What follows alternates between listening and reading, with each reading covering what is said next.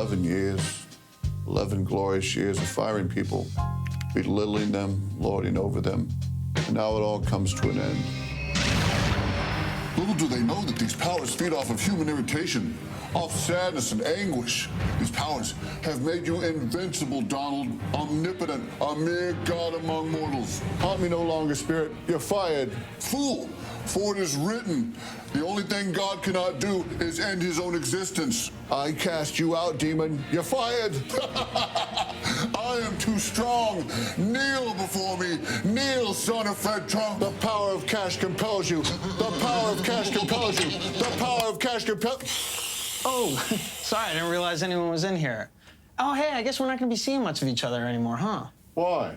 You know, because you were fired.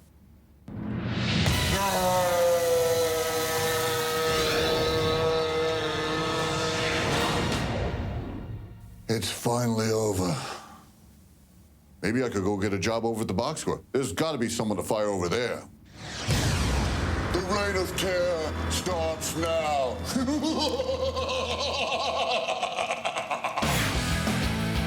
I don't know a lot about sports, but I can drink a lot of beer. My motto is simple. C's get degrees. Need a long, inappropriate hug? I'm your man. I think I'm smarter than you, because I probably am. Howard Collins for box score.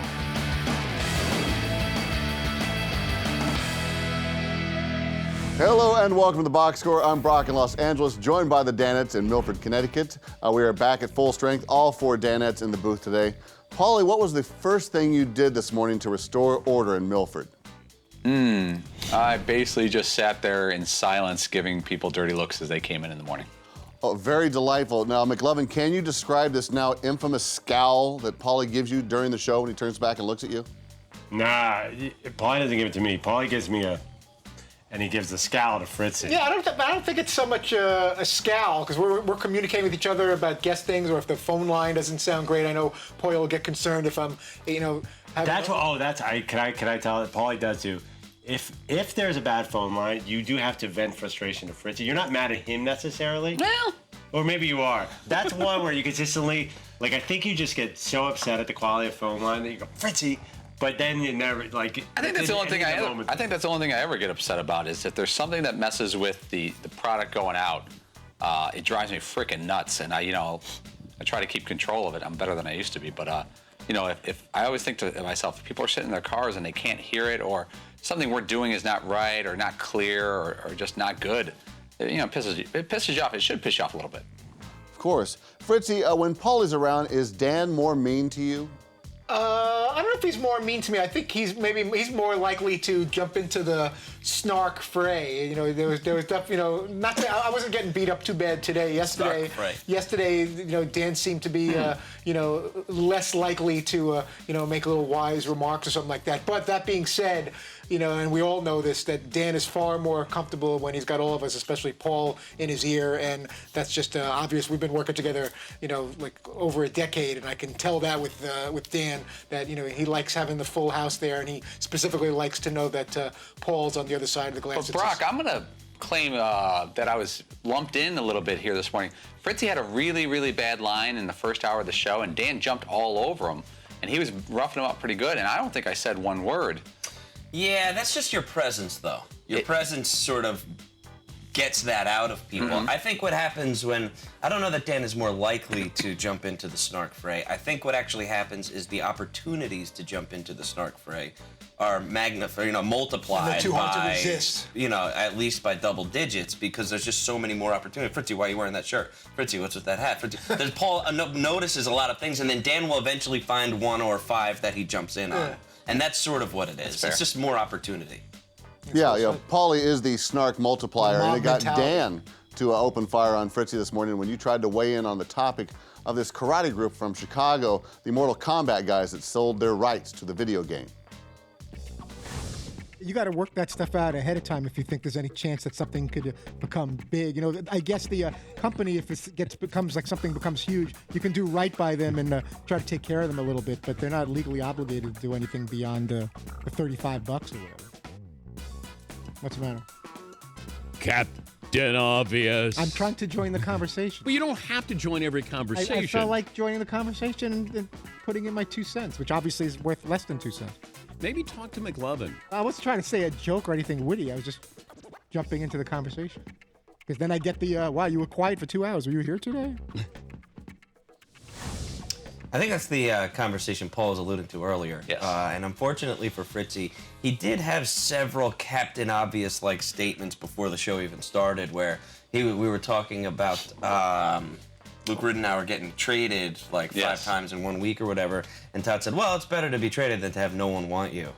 Like, well, yeah, no kidding, like, obviously. So Todd had a few of those already, and then when we got into the show, he jumped in with another sort of, yeah, that's kind of what we've been talking about, it was sort of like rehashing. Maybe we're wrong. Maybe like Johnny Cage from Mortal Kombat was sitting there watching the show and goes, Fritzy's right. I should have asked for a back-end deal. I've been sitting here in my 1-bedroom apartment for 31 years because I passed up on long-term money. And my point was whether it was had been stated or not, but obviously I. So you're gonna say your point again? I wasn't paying attention, or I wasn't aware that I was rephrasing what was said, because I'm always accused of that. That no one's entitled to a penny more than whatever was agreed upon. Just because something becomes a big hit, all of a sudden you can come ask for more money.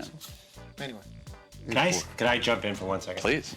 Honestly, I don't think those guys deserve the money for Mortal Kombat, because I played a lot of Mortal Kombat. They could have grabbed any karate crew around the country. Well, the truth is, it's a real story. There's a guy named Dan Pesina, and he was Johnny Cage. Yeah. And he and these other guys, and I don't remember all their names, but they signed, Arthur and a couple other guys, they signed their rights away and took a good chunk of dough, but not millions. And they still got to perform, but they couldn't use the name Johnny Cage. But, like they gave up a lot of rights to this thing. And Mortal Kombat went from good video game to video game franchise to, I think, 2 movies. It happens all the time in like TV, okay? Sure. When there's a show that first starts out and people are paid, like one that always jumps out to me for some reason was that show Queer Eye for the Straight Guy, right? Those guys all got $4 grand an episode to start. And it went on, that year it became this gigantic hit, and everybody was like, wow, I can't believe those guys are only making $4 grand an episode. And then sort of like public pressure almost got them this huge bump. They signed a contract, they signed a deal, and they were clearly being underpaid for what it ended up becoming, so you have to readjust that. I think that's pretty common in a lot of business areas, where it's like, okay, this is what it was. Whoa, this is like way more success. If you start hitting way more home runs, your next deal, you're gonna rework a deal to get more money. That's sort of how it is. Home runs didn't become more or less valuable, you did. All right, time for a breather. Coming up, we're going to dive into some World Cup soccer talk. Believe it or not, who's on top of the soccer world? The women and, of course, the Ram 1500 Eco Diesel. It's the chat out there in the pitch. You can climb a hill, haul a trailer, and center it, and make the goal for you every time. Penalty kicks, not a problem. Get more facts at ramtrucks.com. Guts, glory, Ram.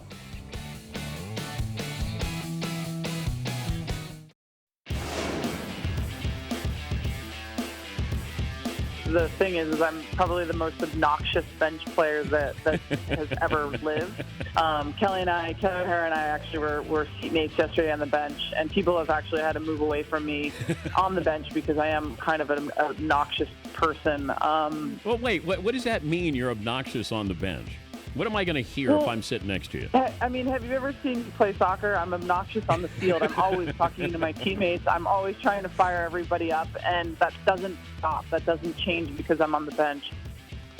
We are back here on the box score. Abby Wambach has no problem admitting that she's completely obnoxious while riding the bench during a match. McLovin, which Danette is the most hands-on when he's not able to come in and be part of the show? Ooh. Paulie's hands-on, Fritzy's super hands-on. More hands-on when he's not here. Yeah. Fritzy's more hands-on. Not as much, not as much I'm almost me. entirely hands-off. Yeah. If I'm not here, I'm absolutely not here. Well, you haven't missed that many days. I mean, you haven't had that many times where you have missed a show, so we... No, I haven't in, I would say, a couple of years. Yeah. Maybe 3 years I haven't. Yeah, a nice run. I would say Fritzy definitely will. He'll hit you up on the email. from the hospital bed. He has no problem doing that. Yeah, to rub it in our faces. See how much harder I work than all you guys. I'd much rather be here with the guys than having to set up shop in some hospital bed. So I appreciate you saying that, but yeah, I wasn't saying it's a compliment. Yeah, I don't think. But yeah, it's not to show anybody up. It's they shouldn't have the burden of it's bad enough. On days that I've missed to have only 3 instead of 4 people, but guests have to be booked and a lot of things have to be done, and the least I can do, unless I'm like totally incapacitated or just on a surgical table or something, is to try to still do what I can do. Surgical table. Yeah, you got to live clean like Seton and have an attendance record like that. Hey, Seton, what are the odds that Dan gets his hands on Abby Wambach's socks should they win the World Cup?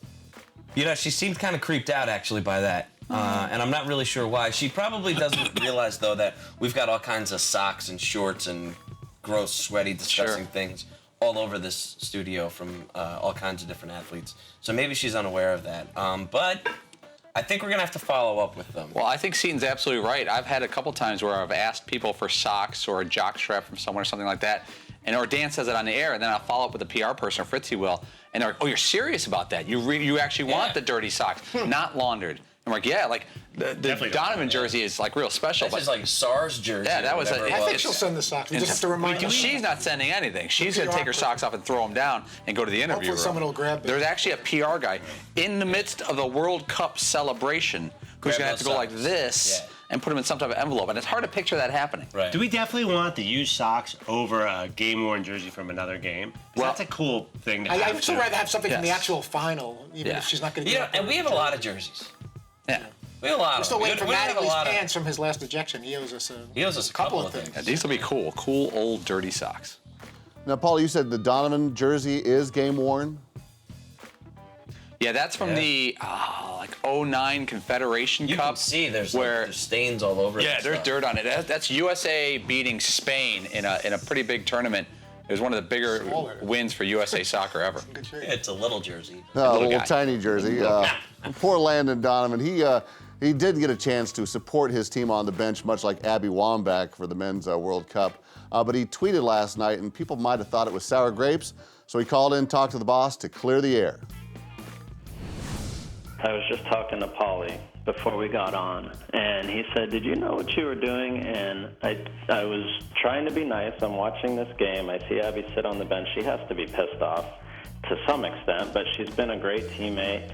After the game, she's in the huddle. She's cheering. You can tell in her face how happy she is. So I'm like, God, that's so great. That's so important for a team like that. I sent out that tweet, and then I had one of those moments, right, when you hit send and you go, wait, did that sound a little nasty or did that sound a little bitter? And then I thought, nah, nobody's gonna go there. And then, of course, within the next hour, everybody's like, oh my God, you're so bitter. And I was just like, oh my God, are you kidding me? Sometimes I can't tell if the dude is calculated and snarky or a little bit naive, but he had to know, knowing who he is in his situation, and that text or that tweet, what kind of reactions did he get? Awesome. But it was pretty funny to see on Twitter and the reaction to that. I love him talking to him about Alexi Lawless being, well, we all know what he's all about. Yes. He's just sort of like, he doesn't have any muscles, but he's just desperate for attention. So, and you're like, is he joking or is he serious? Or like, are they that good of friends that that's how they joke about each other in the media, or do they completely hate each other and he really just doesn't care? Yeah, I don't know which it is. There's completely a thing there where you're like, I can't tell if he's making fun of Alexi Lawless because he hates his freaking guts, or they're bros, and let's just keep it rolling. Oh, speaking of friends not knowing much about each other and giving each other a bunch of crap, it's time for Know Your Row. It's after the break. You don't want to miss this. So now that Paulie's on the box score, you think we could get more than 5 seconds of soccer coverage? You're watching the box score on Audience DirecTV, channel 239. The Box Score presents great moments in DP show history. He's shooting. Do you believe what's going on? Look at this. We're gonna get ants in the box here. Dan is shooting marshmallows at me with the pellet gun. Thanks for watching Great Moments in DP Show History. Welcome back to the Box Score. That was the boss going all William Tell on Fritzy with the marshmallow bow and arrow. Seton, whatever became of that weapon? I don't know. I'm sure it's somewhere in the back. I'm hoping that the former BRGs didn't take it with them when they made the great trek out west. But one thing we could say about those guys is that they were good at finding toys to play with back there. So it's something that we really miss around here these days. People taking things a little more seriously, not as much marshmallow Nerf gun fight. Yeah, you'd think hiring professional people to work in the back and support our show would be a plus, but so far it hasn't been. They actually do their jobs and show up on time, which is, I don't really care about that. But they're not immature, and they don't like bring in plates of meat to eat for lunch and just eat meat. Well, the funny thing is, I'm not shooting Vine videos endlessly. I made a comment today. I thought there was this one area of the studio that was really dangerous to get to, because every time this guy went up there, he somehow risked his life. And then I just saw a guy walk up a ladder, get up there, and come right back down and go himself. I'm like, how come that other guy turned this into the adventure of a lifetime to go up and grab a He would t-shirt? scale it like a little spider monkey. He'd be hanging there. I'm like, you gotta go get something. And apparently it was super easy. He would throw down cases of books to his other little friend, who was also minute, and they'd get hurt and Did you ever see Ocean's 11 with the little gymnast Asian guy? That was how they got up to there. They didn't. It was unbelievable. So weird, those guys. But we had two of them. Yeah, those guys. I think they still work for the company somehow. Yeah, well, I think Shocker. they may be on vacation, which you guys are entitled to next week. You're going to spread out all over the map. Probably take a break from the boss getting on your case. We asked you guys what the boss gets on your case the most about. You told us, we taped it. It's time to find out as we play. Oh, God. No! You're wrong! All right, again, we asked you, what does the boss get on your case the most about? Let's start with the front row. Seton, what did Paulie say that the boss gets on his case about? What did Paulie say the boss gets on his case about? Yes.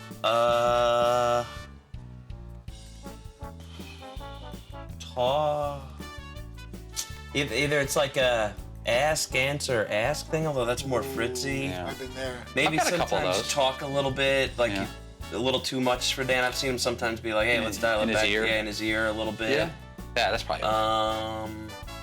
yeah, I don't know. It must be that, I guess. Is it the fact that Paulie's too chatty?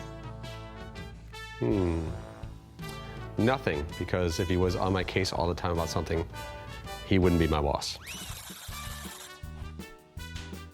Yeah, I was in a hurry to get that done. My actual answer should have been sometimes Dan, I'll talk into Dan's ear during interviews or during things, and sometimes if I do it a little too much, he can't hear what the person is saying, and it messes up his flow. So that would be my actual answer. So Seton had it. All right, So well, I'm gonna take the points. Okay. We'll see. Next up, back row. Fritzy, what's Dan always on McLovin's case about? I'm going to say maybe on occasion if it's against the grain, isn't well thought out enough, or he'll kind of roll his eyes or at least act bored or less than entertained, something against the grain related. Is it a poorly performed against the grain? The boss is always on my case about the poll question, which is ridiculous. My poll questions are awesome. Seriously, you're 0 for the 3 years we've been But together. I'm not really on your case about the poll question. You offer up, several options, and you nicely tease it to the next segment. I don't think he gets too upset with you about the poll question. But there are times where he thinks that you can. Quick, what's my better. second daughter's name? I'm not playing this game. All right. Okay, back to the front row. Paulie, what's Dan always getting on Seton's case about? Yeah, the only one that comes to mind, the first thing that came to mind is when Seton has to hand Dan a bunch of reads, commercial reads that he has to tape, and there's a look on his face like, how many? And Seton will go, well, and you see Dan go, oh, and he's not mad at Seton. Seton's just a messenger here. But I would say he gets come on, I got to tape all these things. When Seton hands him a bunch of stuff to tape. Is it overloading him with reads? What is the boss always on my case about? Nothing really, because I'm so perfect. Maybe being defensive, I guess. He yells at me for that all the time. He accuses me of being defensive, which makes me defensive when we argue on the same side of a topic. Right, how do you not get defensive when somebody says, hey, stop being defensive? I'm not being defensive. Well, now you are. And that's, it's really one of those things that, I always feel like that means I'm winning an argument when Dan, if we're having like an argument or a discussion about something and we're against each other but on the same side, that's how he either makes a personal attack at me or tells me to stop being defensive, and I'm like, all right, I must be doing too well at this because he's getting upset with me. I think that's a point. Yeah, point Seton, okay. Last one for the back row. McLovin, what's Dan always on Fritzy's case about? I think it'd be like not being decisive or the pump fake, which is really the same thing. So I think they're in the same category. When Todd wants to say something, he'll go up and down, up and down. You've got a smorgasbord of stuff here to pick Yeah. from, too. I'm thinking that this is not being decisive. I'm gonna lean toward. You're not sure about his decisiveness. All right, we're leaning towards indecisiveness. The boss is on my case about a number of things, which include doing the hand pump thing when I'm trying to get his attention, the phone lines issues, asking a question and answering it, then re-asking it in the course of me trying to say something clever or interesting on the show. But I'm going to go to the phones, ultimately feeling like I'm not doing a strong enough job at times, making sure the phone sounds clear enough before letting it go on the air. Yeah. Can I jump in for a second? Solid. I'm going to award you guys a point because Fritzy was so indecisive in his answer. You're actually technically correct. He gave you 4 options for a one-answer question. You said indecisiveness. I think Seton, I think we give him a point. Hold on a second. The judges are... I think that's... They're going to give it to you. They're going to give it to you. And if you Fritzy said, I think that's right. Fritzy Which means he's not even sure. He can't decide how he feels about you warning them. Right. He's not even sure about that. I think maybe we should get maybe a half a point. All right, well, maybe we're I'm going to kind of give it to the back row because maybe that's what they did. Okay, so congratulations.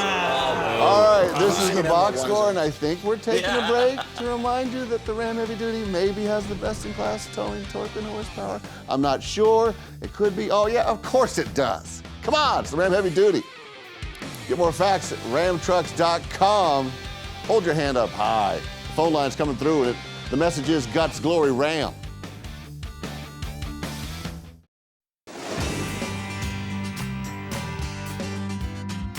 And that has been Andrew Perloff. All right. Give me a tagline here, Fritzy. That has been Andrew Perloff. What's wrong? I'm addressing camera directly with a strong point. After the box. POV? After the box. This has been Andrew Perloff. After the box. Nice.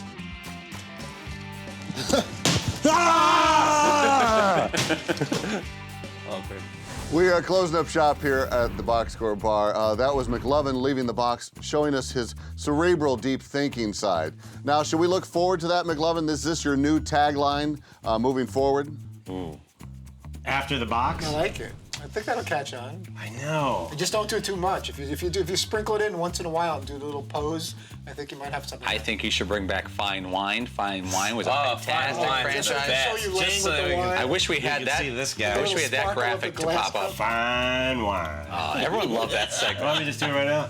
Fine. You do the little tip of the glass. Love that little sparkle I coming gotta out. get that back. That's my favorite. What was it like? I don't even remember what I wanted about. I'm like, what's the deal with the back? I never watched that. I just like the roll-in graphic. Yeah. Dan never pays attention. You asked for it, we got it for you. Thanks, graphics guys. Yeah. Fine wine with McLovin. That's good TV. That's good TV. How is that not won an Emmy great. yet? Why are we not showing that all the time? That is solid. That is solid. Hey, well, you know, it wasn't long before Dan stole your thunder after that tagline. He went out and sunk that no-look trick shot of his, and it was glorious. It's just so effortless on his part. But, you know, there's a new shooter. That happened today? Yeah, of course. These things all happen today. Huh. There happens to be a new shooter, though, in the Mancave, Paulie, and it seems to be this intern. Is he going to take on the boss in a shooting contest? His name is either Evan or Ethan or Eric. I'm sure of it. And he seems like a nice kid. He's tall, rangy, a little thick, low post kid.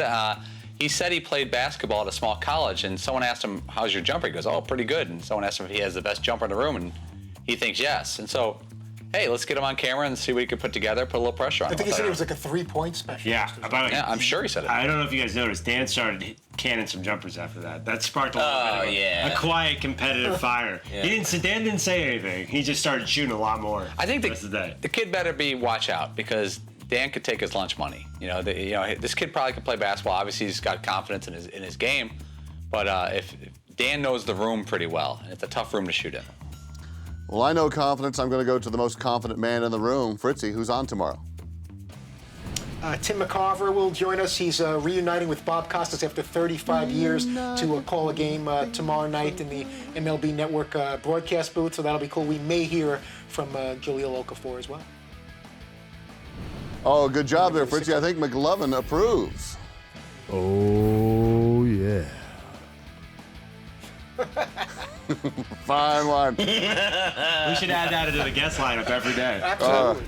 Thank you, gentlemen. We are back tomorrow at 3 p.m. Eastern right here on DirecTV. The podcast is available on iTunes or at podcast1.com. And happy birthday, Michael. Oh, and to Josh, our cameraman. I don't know a lot about sports, but I can drink a lot of beer. My motto is simple. C's get degrees. Need a long, inappropriate hug? I'm your man. I think I'm smarter than you because I probably am. Hey, thanks for watching the box score. Holy cow!